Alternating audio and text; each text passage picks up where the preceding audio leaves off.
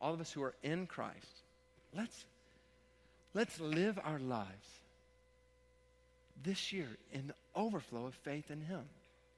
And this is so key. I word that very intentionally because this is so key when we think about resolutions on New Year's Day.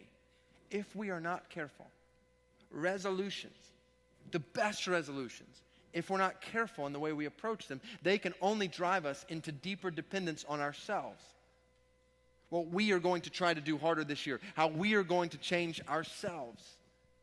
But remember that the essence of following Christ, the essence of what was initially displayed in your baptism was a renouncing of yourself, a death to yourself, a death to your every effort to improve yourself, to obey God in your own strength, in your own power, in your own resolve. Don't do that. Trust in Christ.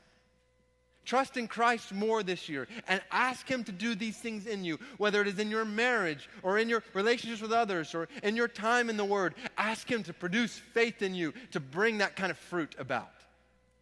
Only he can do it. And don't we want this next year to be a year in which we do things that we can manufacture in our own flesh and our own strength. We want to live lives that are clearly impelled by the very Spirit of God in us, doing immeasurably more than all we could even begin to ask or imagine this next year.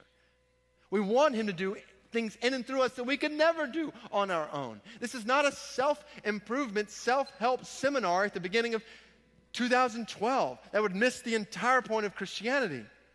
We've died to ourselves. Christ lives in us. We want his life to flow through us. So let's press into him individually. And then as a church, let's press into him.